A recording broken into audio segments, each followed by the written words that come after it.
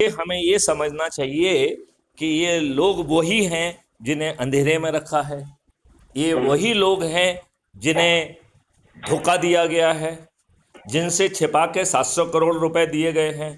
यही वही लोग हैं जिनमें प्रधानमंत्रियों ने अपने आप को संविधान से ऊंचा कर लिया और संविधान ने जो उनको एक ही अधिकार दिया था कि वो काउंसिल ऑफ मिनिस्टर में लोगों को चुन लें और काउंसिल ऑफ मिनिस्टर में बैठकर जो सामूहिक निर्णय होंगे वही देश हित के निर्णय होंगे। इन लोगों ने कैबिनेट को अपनी जेब में रखा। हम लोग अपने अपने लाभ के लिए चाटुकारिता करते रहे। इन राजनेताओं ने 55 कानून देश के संविधान के विपरीत बना दिए और हम जो है ना मूक दर्शक बने रहे। हम विद्वानों ने उसे पॉजिटिव डिस्क्रिमिनेशन का श्रेणी देके इनके एक्शन को जस्टिफाई करने के लिए कहा है। तो जब मैथिली शरण गुप्त कह रहे हैं कि हम तो जो है इस देश में हर व्यक्ति को समृद्ध बना देंगे, यदि हम मैथिली शरण गुप्त कह रहे हैं कि हम रोजगार का मौलिक अधिकार देंगे और वो रोजगार भी आपके पोटेंशियल का होगा, हम आपको जो शिक्षा देंगे वो माइलस्टोन वाइज देंगे और हर व्यक्ति को बिना किसी कॉम्पिटिटिव एग्जामिनेशन में बैठे, बिना किसी रिजर्वेशन में बैठे उसके न केवल रोजगार मिलेगा बल्कि पोटेंशियल का रोजगार की यात्रा पे वो रहेगा और मरने के पहले अपने पोटेंशियल को हासिल कर पाएगा। सही है। अब तीसरे उसके तहत उसे जो है भोजन का मौलिक अधिकार मिलेगा। आज की दुष्टता वाला मौलिक अधिकार नहीं होगा जहां हम ने अपने फूड चेन को भी विषाक्त कर दिया है। आज ये विलंब जो है ना बड़ी विडम्बना है कि हम 16 करोड़ लीटर दूध पैदा कर रहे हैं और 64 करोड़ लीटर से ज़्यादा दूध प्रतिदिन कंज्यूम हो रहा है। प्रतिदिन 50 करोड़ लीटर से भी ज़्यादा दूध जो है वो हानिकारक केमिकल से बनाया जा रहा है जो कैंसर कारक है। ढेर सारी औषधियाँ जो आपको बीमार बना के रख रही हैं, कैंसर पैदा कर रही हैं, वो आपको दिया जा रहा है और उन दवाइयों को आप लेने के लिए विवश हैं। आपके पेड़ों को काटा जा रहा है, आपके जो है ग्रेन्स हैं उनको मॉडिफाई कर दिया गया है। चारों तरफ दुष्टता का अंबार है।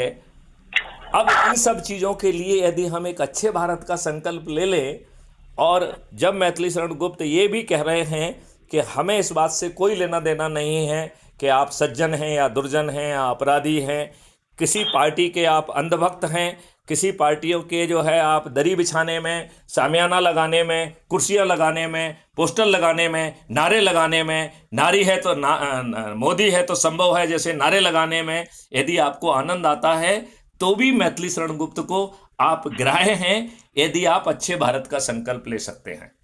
क्योंकि मैथिली शरण गुप्त का मानना है कि आज आप जैसे हैं उसके दो कारण हैं। एक तो परिस्थितियों ने आपको वहां पुश कर दिया है और दूसरा आपको उसमें अवसर दिखाई दिया, उस अवसर का लाभ उठाने के लिए आप वैसे बन गए हैं। मुझे विश्वास है कि हम आपका इकोसिस्टम बदल देंगे, आपको ये सब गड़बड़ी करने की आवश्यकता ही खत्म हो जाएगी, इसलिए आप नहीं करेंगे। और यदि आपकी प्रवृत्ति बदल गई है, आपका डीएनए खराब हो गया है, इसीलिए आप गड़बड़ी कर रहे हैं, तो क्राइम फ्री भारत का जो मॉडल है उसमें बटन दबा के आपकी एफआईआर हो जाएगी, आपको थाने नहीं जाना होगा। 5 जो है परजरी के जघन्य अपराध हो जाएंगे, तो झूठी एफआईआर दर्ज करना परजरी का जघन्य अपराध होगा, झूठी गवाही देना परजरी का जघन्य अपराध होगा। एफआईआर को तायित करते हुए पुलिस के द्वारा झूठे कथन लिखना परजरी का जघन्य अपराध होगा। पुलिस के द्वारा झूठी विवेचना करना परजरी का जघन्य अपराध होगा। वकीलों के द्वारा लाखों लाख की फीस लेकर झूठी जरह करना परजरी का जघन्य अपराध होगा। इसमें जो लोग हैं जो नौकरी में हैं उनकी नौकरी जाने का प्रावधान होगा, जो लाइसेंस लेकर प्रैक्टिस कर रहे हैं उनका लाइसेंस नष्ट करने का प्रावधान होगा, उनकी संपत्ति जब्त करने का प्रावधान होगा और 45 दिन में 21 टेक्नोलॉजी का यूज करके डिजिटल चित्रगुप्त के माध्यम से बिना कोर्ट कचहरी जाए distributed video based trial system के माध्यम से अधिकतम 30 दिन में वो जेल में सड़ने के लिए बेबस होंगे। 21 टेक्नोलॉजी के माध्यम से जो हम डिजिटल चित्रगुप्त कहते हैं, मैथिली शरण गुप्त के डिजिटल चित्रगुप्त में इतनी ताकत है कि वो अपराध करने के पहले ये अनुमान लगा सकेगी कि ये व्यक्ति अपराध करने जा रहा है। ये भी अनुमान लगा सकेंगे कि इसके साथ कौन कौन होगा। हम ये भी अनुमान लगा सकेंगे कि वो कौन से रास्ते को अख्तियार करेगा।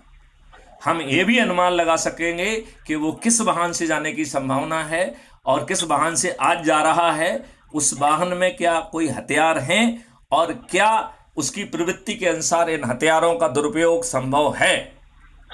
और फिर 21 टेक्नोलॉजी के द्वारा चुने हुए स्थान पर उस व्यक्ति को अपराध करने के पहले 99% सर्टेनिटी के साथ गिरफ्तार कर लिया जाएगा।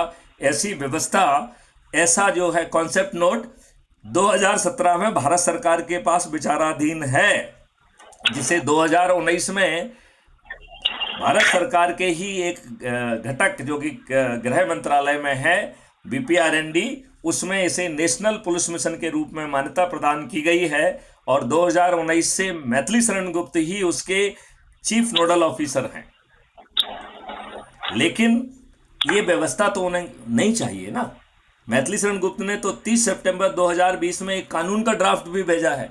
वो कानून का ड्राफ्ट भी अभी विचाराधीन है, जिसमें भारत की हर जनता को एक फंडामेंटल राइट टू प्राइवेसी भी दिया जा रहा है। लेकिन साथ में there will be law to identify with certainty your identity.